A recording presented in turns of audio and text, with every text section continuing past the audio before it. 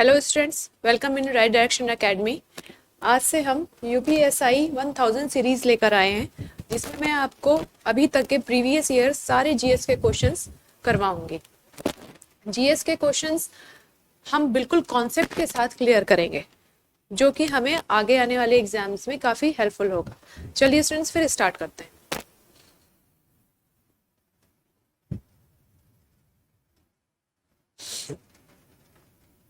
पहला क्वेश्चन है, मंत्रालय या सरकारी संगठन का मुख्य सतर्कता अधिकारी अनियमितताओं की निगरानी करता है और उन्हें निम्नलिखित में से को सूचित करता है। प्रत्येक मंत्रालय, अब यहाँ क्वेश्चन क्या आ रहा है? प्रत्येक मंत्रालय। इसका कलर चेंज कर लेते हैं।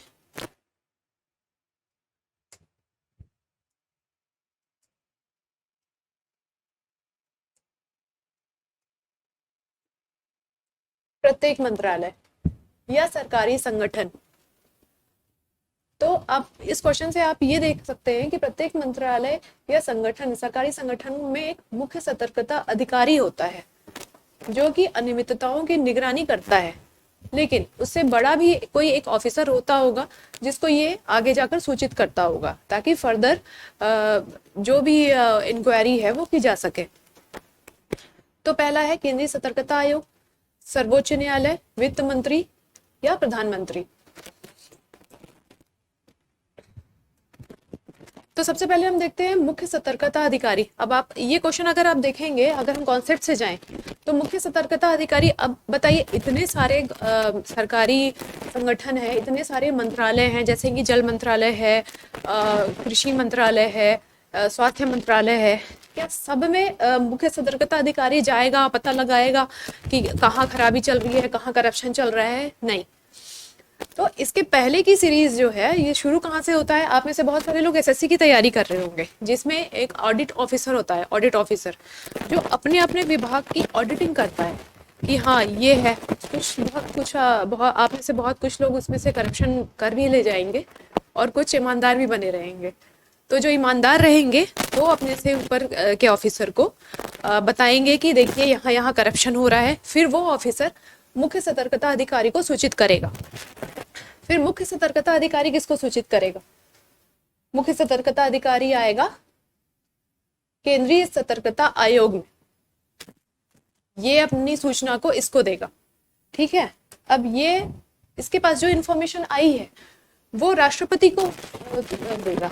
राष्ट्रपति क्या करेगा इतनी सारी इंफॉर्मेशन का?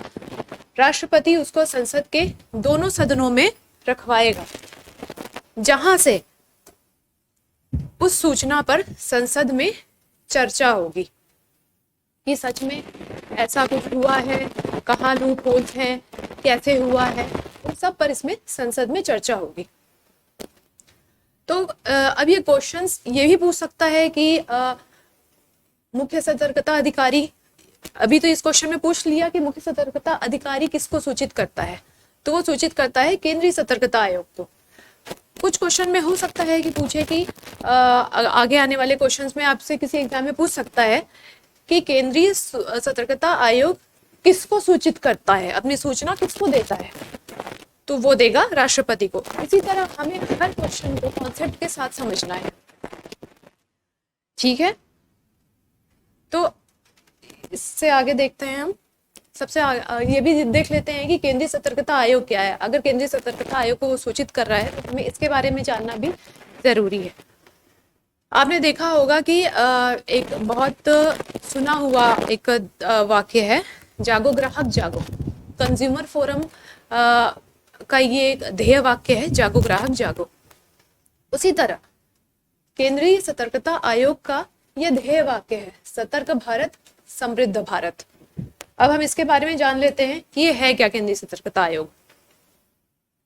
ये क्या करता है कि ये एक सर्वोच्च संस्था है। केंद्रीय सतर्कता आयोग सर्वोच्च संस्था है जो भारत के विभिन्न विभागों में उसके अधिकारियों से संबंधित भ्रष्टाचार पर नियंत्रण के लिए उस पर निगरानी रखता है। ठीक है। अगर आप करप्शन करोगे तो आपको सीवीसी देख लेगा। केंद्रीय सतर्कता आयोग एक कैसे बनी ये देख लेते हैं। केंद्रीय सतर्कता आयोग एक सांविधिक दर्जा प्राप्त बहुसदस्यीय संस्था है। यह एक गैर संवैधानिक संस्था है। मतलब ये है कि ये जब संविधान निर्माण हो रहा था तब इसका निर्माण नहीं हुआ है, तब इसका गठन नहीं हुआ था। जैसे जैसे आप देखेंगे कि संविधान निर्माण के बाद भी जैसे जैसे ज़रूरतें आई, जैसे जैसे करप्शन हुए, जैसे जैसे और विभागों की ज़रूरत महसूस हुई, उसी तरह ये हमारे संविधान में बहुत सारी चीज़ें जुड़ती गई।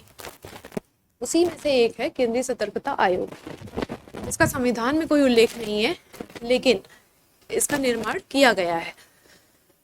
केंद्रीय सतर्कता आयोग का विधेयक संसद के दोनों सदनों के द्वारा वर्ष 2003 में पारित किया गया था, जिसे राष्ट्रपति ने 11 सितंबर 2003 को स्वीकृति दी थी। यह इम्पोर्टेंट है, कोई ये आपसे हो सकता है कि पूछ ले कि यह एक एक्ट है या कैसे बना है, तो आपको ये चीज़ भी याद रखनी होगी। हो सकता है कि किसी एग्जाम में ये पूछ लिया जाए आपसे। अच्छा, अब केंद्रीय सतर्कता आयोग की संरचना क्या होती है? अब हम इसकी संरचना पर आते हैं। इसका निर्माण कैसे हुआ? इसकी संरचना में एक अध्यक्ष होता है और 2 सतर्कता आयुक्त होते हैं, जो कि आईएएस बनने के बाद प्रमोशन से बन जाते हैं। इनकी नियुक्ति कौन करता है? राष्ट्रपति के द्वारा एक 3 सदस्यीय समिति की सिफारिश पर होती है इनकी नियुक्ति। ठीक है। अब समिति में कौन होगा?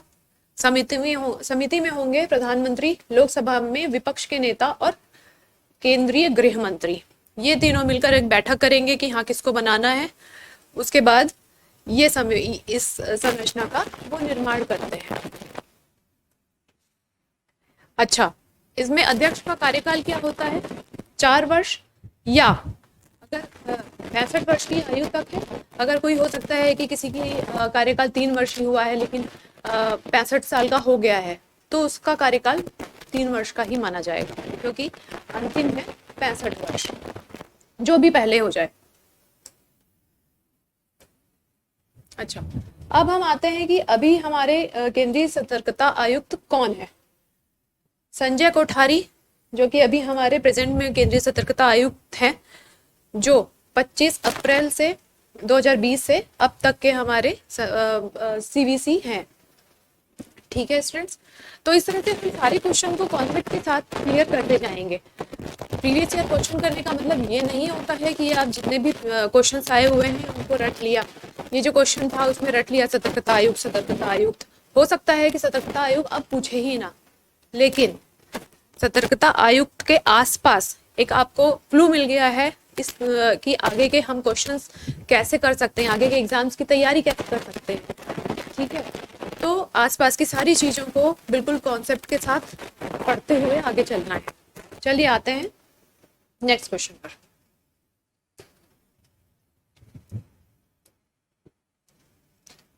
भारत में विकास मामलों पर निर्णय लेने और विचार विमर्श करने के लिए सर्वोच्च निकाय के रूप में किसका गठन किया गया था? यहां ध्यान दीजिएगा, था लिखा हुआ है।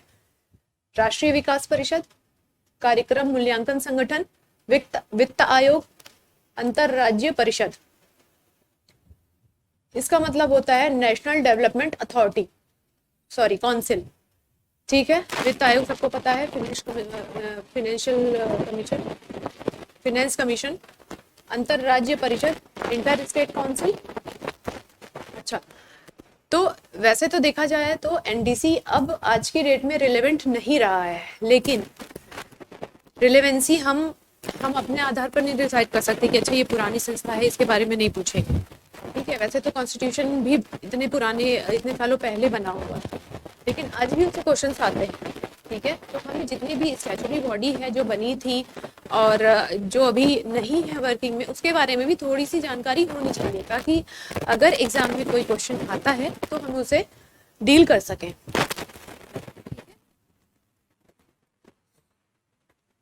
इसका आंसर है राष्ट्रीय विकास परिषद। तो पहले भारत के जितने भी विकास मामलों पर निर्णय लिए जाते थे, यह एक सलाहकारी कमेटी थी, जितने भी निर्णय लिए जाते थे वो यही देती थी। तो अब हम जान लेते हैं कि ये है क्या, राष्ट्रीय विकास परिषद, नेशनल डेवलपमेंट काउंसिल। इसका निर्माण कब हुआ था? 1940 में केसी न्योडी की अध्यक्षता में गठित प्रथम पत्र नियोजन मंडल का नाम बदलकर 6 अगस्त 1952 को राष्ट्रीय विकास परिषद कर दिया गया था, एनडीसी कर दिया गया था। सकता है कि किसी एग्जाम में ये पूछ ले कि एनडीसी किसकी अध्यक्षता में बनाया गया था या गठित किया गया था, तो यहाँ पे अपने आप में ये क्वेश्चन है कि केसी नियोगी की अध्यक्षता में ये एनडीसी का निर्माण हुआ था। वैसे ही एक बहुत ही कॉमन क्वेश्चन है कि केंद्र राज्य पर सलाह के लिए केंद्र राज्य के संबंधों पर सलाह के लिए कौन सी समिति का निर्माण किया गया है। ये बहुत ही हर क्वेश्चन हर एग्जाम में पूछा जाता है, तो वो है सरकारी आयोग। उसी तरह से ये एक थी नियोगी अध्यक्षता में गठित थी, नियोगी आयोग के नाम से ये भी फेमस है काफी। ये एक सलाहकारी गैर संवैधानिक संस्था है, ठीक है। इसका निर्माण भी कॉन्स्टिट्यूशन के टाइम पर नहीं किया गया था, बाद में किया गया है। इसका अध्यक्ष कौन होता है? एनडीसी का पदेन अध्यक्ष होता है प्रधानमंत्री। अब पदेन का मतलब क्या है यहाँ? पदेन का मतलब ये है कि जैसे ही प्रधानमंत्री निर्वाचित होगा वो अपने आप ही इस कमेटी का अध्यक्ष बन जाएगा, ठीक है। जैसे कि उपराष्ट्रपति होता है, राज्यसभा का पदेन अध्यक्ष होता है, ठीक है। उसी तरह प्रधानमंत्री भी। आगे भी हम बहुत सारी ऐसी कमेटी के बारे में पढ़ेंगे जिसमें कि राष्ट्रपति, प्रधानमंत्री, उपराष्ट्रपति, राज्यपाल निर्वाचित होते ही किसी के अध्यक्ष बन जाते हैं, अर्थात कि पदेन अध्यक्ष होते हैं। एनडीसी में कौन कौन होता है? प्रधानमंत्री, नीति आयोग के सभी सदस्य, राज्यों के मुख्यमंत्री, केंद्र शासित प्रदेश के प्रशासक, अर्थात कि जैसे कि यूटी है, यूटी में एलजी होता है प्रशासक वहां का, जितने भी यूटी से यूनियन टेरिटरीज हैं। दिल्ली भी एक यूनियन टेरिटरी है, आपको पता होगा। केंद्रीय मंत्रिपरिषद के सभी सदस्य, तो ये इसके सदस्य होते हैं इसमें एनडीसी में, ठीक है। इसको वैसे तो एनडीसी को समाप्त करने का प्रस्ताव लाया गया था, लेकिन आज तक इसको पारित नहीं किया गया है। क्यों लाया गया था?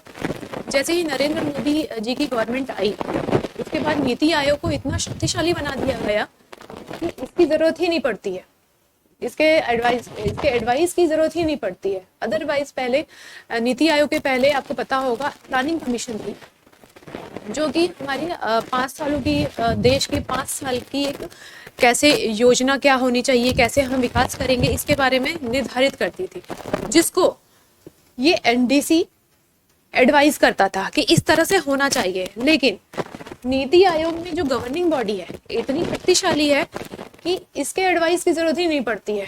तो वैसे तो ये एनडीसी आज के डेट में इररिलेवेंट है, बट क्वेश्चन आया है, इट मीन्स कि हमें पता होना चाहिए कि ये क्या है, ठीक है। अब बढ़ते हैं अगले क्वेश्चन पे। यदि राष्ट्रपति और उपराष्ट्रपति दोनों का पद खाली हो तो ऐसे में राष्ट्रपति के दायित्वों का निर्वहन कौन करता है? भारत का मुख्य न्यायाधीश, महान्यायवादी, लोकसभा का अध्यक्ष, किसी राज्य का वरिष्ठतम राज्यपाल। तो ये क्वेश्चन, इसका आंसर क्या होगा? भारत का मुख्य न्यायाधीश। राष्ट्रपति के पद का निर्वहन कौन करता है, इसकी जानकारी हमको कहाँ से मिलती है? हमें मिलती है राष्ट्रपति उत्तराधिकारी अधिनियम 1969 के तहत, जिसमें कि ये बताया गया है कि अगर राष्ट्रपति ना रहे, किसी भी कारणवश ना रहे, हो सकता है बीमार हो जाए, हो सकता है अपने पद से इस्तीफा दे दे, तब उसके कार्यों का निर्वहन कौन करेगा? तो उस स्थिति में उपराष्ट्रपति करेगा, ठीक है। अच्छा, और अगर उपराष्ट्रपति भी ना हो तब कौन करेगा? तब करेगा भारत का मुख्य न्यायाधीश।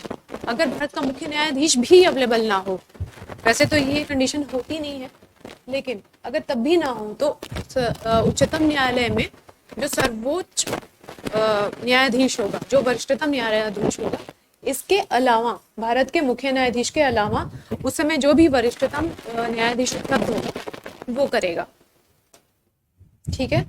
अब आते हैं हम नेक्स्ट क्वेश्चन पर।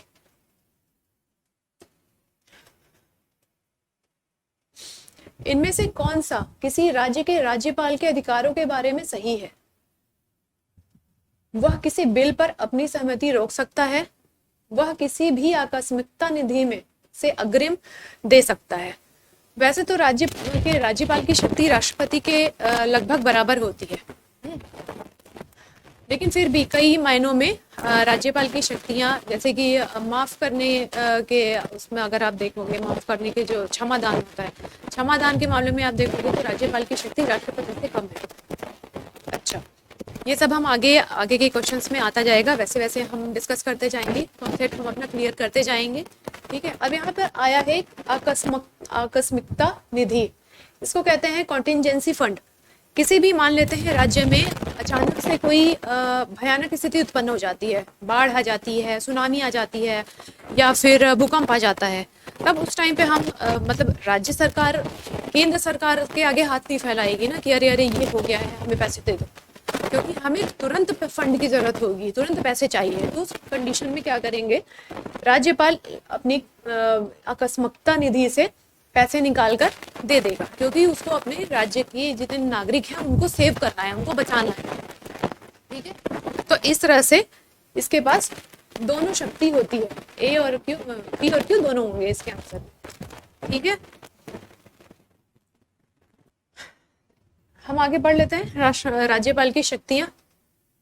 राज्य की कार्यपालिका शक्ति राज्यपाल में निहित होती है। ये आर्टिकल 154 में 154(1) में विस्तारित दी हुई है, जिसका प्रयोग संविधान के अनुसार वह स्वयं या अपने अधीनस्थ अधिकारियों के द्वारा करता है। जैसे कि राष्ट्रपति स्वयं कोई निर्णय नहीं लेता है, वह अपने संविधान की शक्तियों का प्रयोग प्रधानमंत्री और उसके अधीनस्थ अधिकारियों के द्वारा, मंत्रिपरिषद के द्वारा सलाह के बाद करता है। उसी तरह राज्यपाल की शक्तियां भी इसी होती है, वह अपने आप से कोई निर्णय नहीं लेता है, कुछ मामलों को छोड़कर। ठीक है, राज्यपाल की शक्तियां कुछ अपवादों को छोड़कर, मैंने बताया जैसे आपको, अपवादों को छोड़कर राष्ट्रपति की शक्तियों के कार्यकारी, विधायी, न्यायिक के अनुरूप ही होती हैं। आगे हम इसको डिटेल में पढ़ेंगे। नेक्स्ट क्वेश्चन है, राष्ट्रपति द्वारा घोषित आपातकाल की स्थिति कितने दिनों के बाद समाप्त हो जाती है, यदि सत्र के चलते उसे संसद के दोनों सदनों के द्वारा अनुमोदन प्राप्त नहीं होता है? 3 महीने, 2 महीने, 15 दिन या फिर 1 महीने? इसका आंसर होगा 1 महीने में। ठीक है, अगर राष्ट्रपति ने आपातकाल की घोषणा कर दी है और लोकसभा और राज्यसभा दोनों ही नहीं चल रही हैं, तो आर्टिकल 352 के तहत ये 1 महीने तक इसका अनुमोदन 1 महीने के भीतर प्राप्त हो जाना चाहिए। और अगर लोकसभा और राज्यसभा, अभी ये बोर्ड मेरे लिए थोड़ा नया है इससे ये सब हो रहा है। हाँ, तो अगर लोकसभा और राज्यसभा दोनों ही सत्र में है, दोनों ही अगर सत्र में है, तो ये अवधि कितने महीने की होगी? तब ये अवधि होगी 6 मंथ की। ठीक है, 6 मंथ्स। लेकिन अगर लोकसभा और राज्यसभा सत्र में नहीं है, तब 1 महीने के अंदर अंदर राष्ट्रपति की आपातकालीन शक्तियां, जो राष्ट्रपति की आपातकाल लागू हो जाना चाहिए। ठीक है, इसको आगे हम और डिटेल में पढ़ेंगे। ठीक है स्टूडेंट्स, आगे और क्वेश्चंस के साथ में आऊंगी, आपके सारे कॉन्सेप्ट्स क्लियर होते जाएंगे। बस आप जितना अभी बताया गया है उसको आप अच्छे से याद रखिए, उस कॉन्सेप्ट को समझिए। अगर कोई चीज़ नहीं समझ में आई है तो आप मुझे कमेंट करिए, मैं उसका रिप्लाई करूंगी। और चैनल को सब्सक्राइब करिए, लाइक करिए और शेयर करिए।